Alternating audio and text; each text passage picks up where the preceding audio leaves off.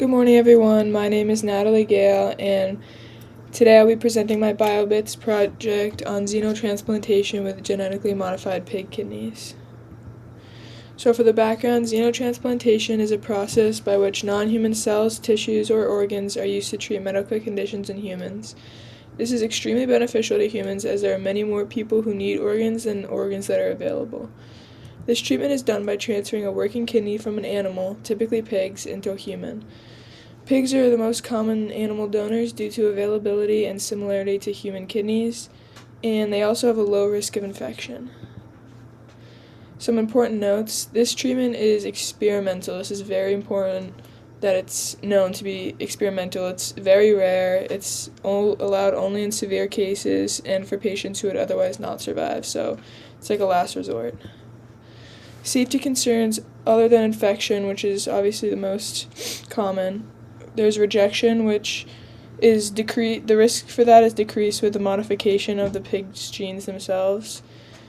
Also, not all roles might be fulfilled by the pig's kidney, so the most basic functions are known to be successful, like filtering blood and making urine, but other functions of the kidney haven't been confirmed to be successful.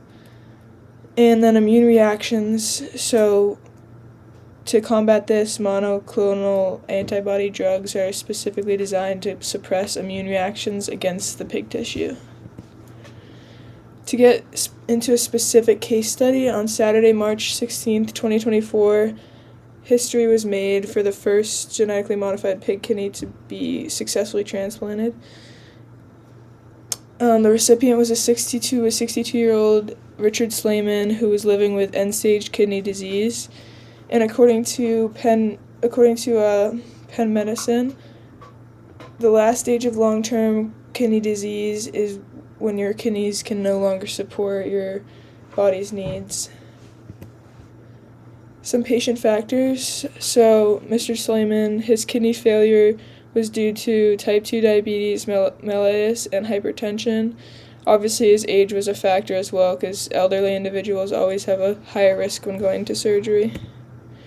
Some surgery details: it lasted about 4 hours and included a transplant surgeon, a transplant nephrologist, a nurse practitioner, a transplant infectious disease expert, a social worker, a nutritionist, a nurse, and a pharmacist. And this is all from the Mass Gen Hospital Kidney Xenotransplantation Facts.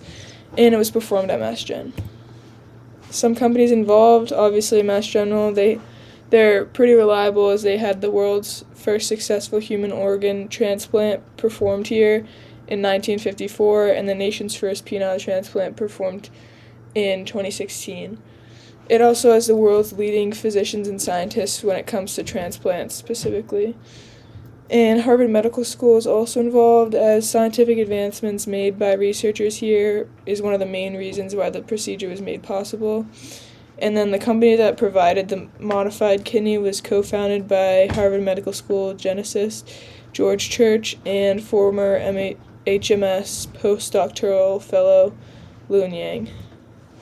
So the kidney itself, in order to ensure that it was safe to use, CRISPR-Cas9 technology was used to remove harmful pig genes and add certain human genes to improve its compatibility with humans. This specifically involved removing certain pig genes that produce sugars with antibodies that our immune systems react to. In the end, it had 69 genomic edits done to it before the transplantation. Some follow-up care. Similar to other kidney transplants, Mr. Slayman was discharged after about 1 week of recovery in the hospital.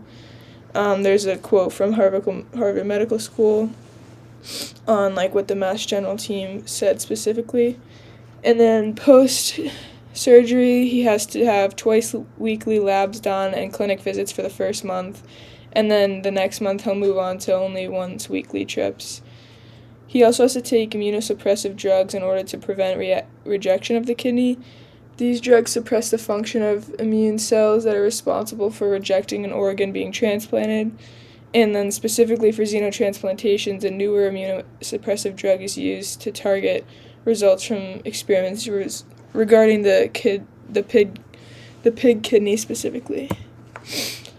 In conclusion, there are differences between the pig kidney and normal human donations. This is why it's so essential for the CRISPR-Cas9 technology to remove certain pig genes and add specific human ones. And then there's a little diagram about the more specifics regarding that technology. Finally, this is my works cited page. Thanks for listening.